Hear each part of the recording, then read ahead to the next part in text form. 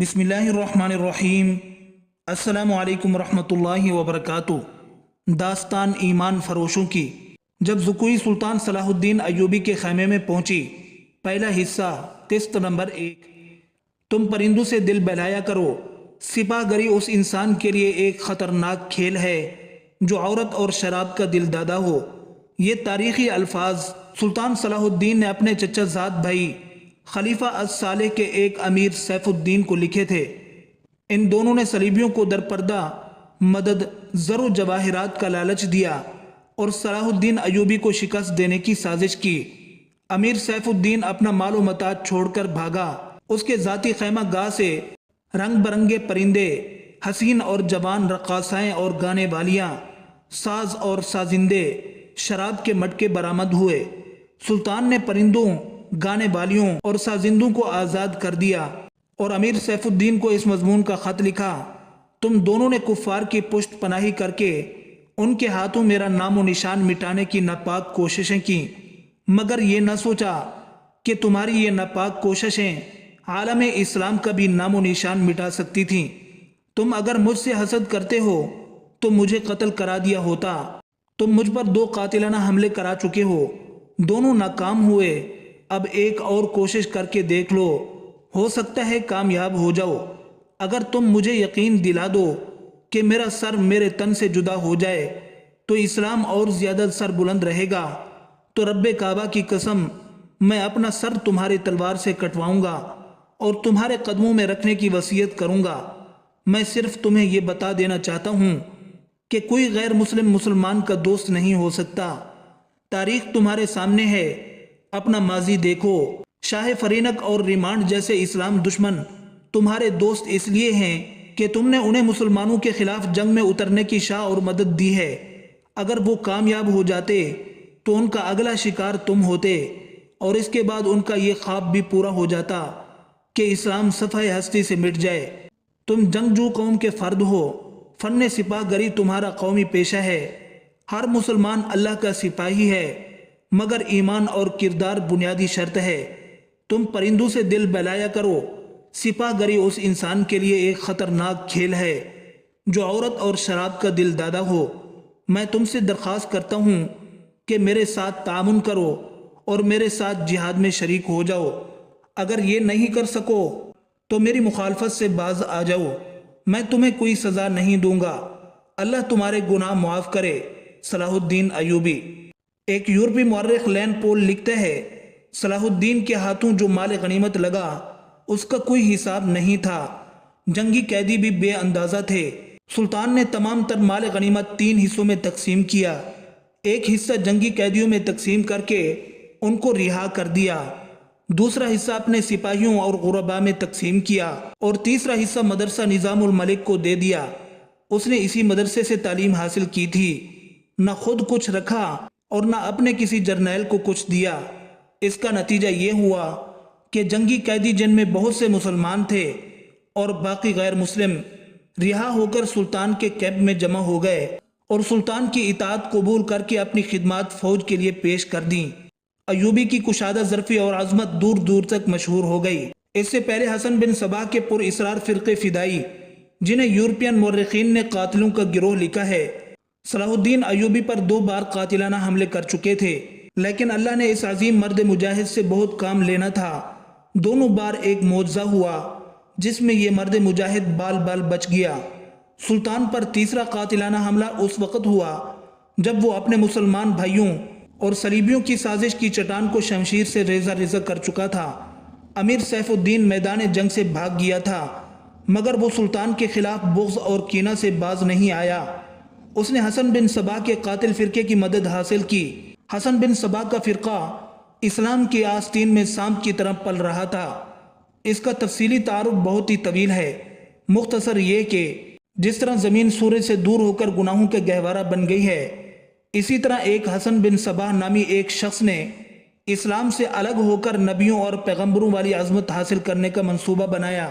وہ اپنے آپ کو مسلمان ہی کہلاتا رہا اور ایسا گروہ بنا لیا جو طلسماتی طریقوں سے لوگوں کو اپنا پیروکار بناتا۔ اس مقصد کے لیے اس گروہ نے نہایت حسین لڑکیاں، نشہ آور جڑی بوٹیاں، ہیپناٹزم اور چرب زبانی جیسے طریقے اپنائے، بہشت بنائی جس میں جا کر پتھر بھی موم ہو جاتے تھے، اپنے مخالفین کو قتل کرانے کے لیے ایک گروہ تیار کیا۔ قتل کے طریقے خفیہ اور پر اسرار ہوتے تھے۔ اس فرقے کے افراد اس قدر چالاک، ذہین اور نڈر تھے کہ بھیس بدل کر بڑے بڑے جرنیلوں کے باڈی گارڈ بن جاتے تھے، اور جب کوئی پر اسرار طریقے سے قتل ہو جاتا تو قاتلوں کو سراغ ہی نہیں مل پاتا۔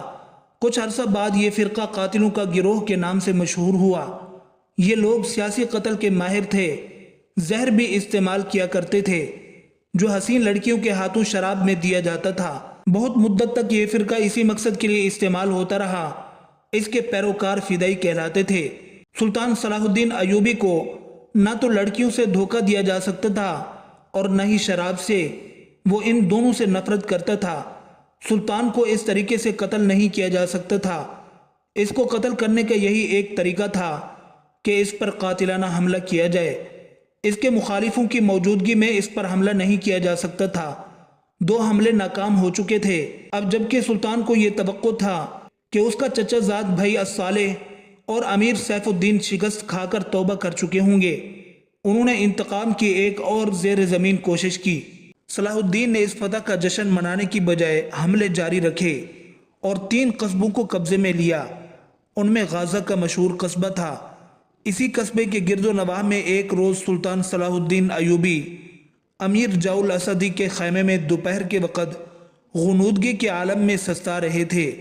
سلطان نے وہ پگڑی نہیں اتاری تھی جو میدان جنگ میں سلطان کے سر کو صحرا کی گرمی اور دشمن کے تلوار سے بچا کر رکھتی تھی۔ خیمے کے باہر اس کے محافظوں کا دستہ موجود اور چوکس تھا۔ باڈی گارڈ کے اس دستے کا کمانڈر ذرا سی دیر کے لیے وہاں سے چلا گیا۔ ایک محافظ نے سلطان کے خیمے میں گرے ہوئے پردوں میں سے جھانکا۔ اسلام کے عظمت کے پاسبان کی آنکھیں بند تھیں اور پیٹھ کے بل لیٹا ہوا تھا۔ اس محافظ نے باڈی گارڈ کی طرف دیکھا۔ ان میں سے 3-4 باڈی گارڈ نے اس کی طرف دیکھا۔ محافظوں نے اپنی آنکھیں بند کر کے کھولیں۔ ایک خاص اشارہ۔ 3-4 محافظ اٹھے اور 2-3 باقی باڈی گارڈ کو باتوں میں لگا لیا۔ محافظ خیمے میں چلا گیا اور خنجر کمر بند سے نکالا، دبے پاؤں چلا اور پھر چیتے کی طرح سوئے ہوئے سلطان صلاح الدین ایوبی پر جست لگائی۔ خنجر والا ہاتھ اوپر اٹھا۔ عین اسی وقت سلطان نے کروٹ بدلی۔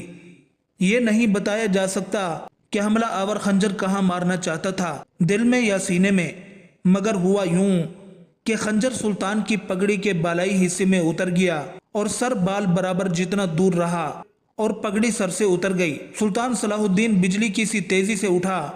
اسے سمجھنے میں دیر نہیں لگی کہ یہ سب کیا ہے۔ اس پر اس سے پہلے 2 ایسے حملے ہو چکے تھے۔ اس نے اس پر بھی اظہار نہیں کیا کہ حملہ آور خود اس کے باڈی گارڈ کی وردیوں میں تھے جسے اس نے خود اپنے باڈی گارڈ کے لیے منتخب کیا تھا۔ اس نے ایک سانس برابر بھی اپنا وقت ضائع نہ کیا۔ حملہ آور اپنا خنجر پگڑی سے کھینچ رہا تھا۔ ایوبی کا سر ننگا تھا۔ اس نے بھرپور طاقت سے ایک گھونسا حملہ آور کی تھوڑی پر دے مارا۔ ہڈی ٹوٹنے کی آواز آئی۔ حملہ آور کا جبڑا ٹوٹ چکا تھا۔ وہ پیچھے کی طرف گرا اور اس کے منہ سے ہیبت ناک آواز نکلی۔ اس کا خنجر ایوبی کی پگڑی میں رہ گیا تھا۔ ایوبی نے اپنا خنجر نکال لیا تھا۔ اتنے میں 2 محافظ اندر آئے۔ ان کے ہاتھوں میں تلواریں تھیں۔ سلطان صلاح الدین نے انہیں کہا کہ ان کو زندہ پکڑو، لیکن یہ دونوں محافظ سلطان صلاح الدین پر ٹوٹ پڑے۔ سلطان صلاح الدین نے ایک خنجر سے 2 تلواروں کا مقابلہ کیا۔ یہ مقابلہ 1-2 منٹ کا تھا کیونکہ تمام باڈی گارڈ اندر داخل ہو چکے تھے۔ سلطان صلاح الدین یہ دیکھ کر حیران تھا کہ اس کے باڈی گارڈ 2 حصوں میں تقسیم ہو کر ایک دوسرے کو لہو کر رہے تھے۔ اسے چونکہ معلوم ہی نہ تھا کہ اس میں اس کا دوست کون ہے، دشمن کون ہے، سو وہ اس مارکہ میں شامل ہی نہیں ہوا۔ کچھ دیر بعد باڈی گارڈ میں چند مارے گئے، کچھ بھاگ گئے، کچھ زخمی ہوئے، تو انکشاف ہوا کہ یہ جو دستہ سلطان صلاح الدین کی حفاظت پر مامور تھا، اس میں 7 فدائی تھے جو سلطان صلاح الدین کو قتل کرنا چاہتے تھے۔ انہوں نے اس کام کے لیے صرف ایک فدائی کو اندر خیمے میں بھیجا تھا۔ اندر صورتحال بدل گئی تو دوسرے بھی اندر چلے گئے، اصل محافظ بھی اندر چلے گئے۔ وہ صورتحال سمجھ گئے، سو سلطان صلاح الدین بچ گیا۔ سلطان صلاح الدین نے اپنے پہلے حملہ آور ہونے والے کی شارک پر تلوار رکھ کر پوچھا کہ وہ کون ہے اور اس کو کس نے بھیجا ہے۔ سچ کہنے پر سلطان نے اس کے ساتھ جان بخشی کا وعدہ کیا۔ اس نے کہا کہ وہ فدائی ہے اور اس کو کمیشت کن، جسے بعض مورخین نے گمشت کن بھی لکھا ہے، نے بھیجا ہے۔ کمیشت کن الصالح کے قلعے کا ایک گورنر تھا۔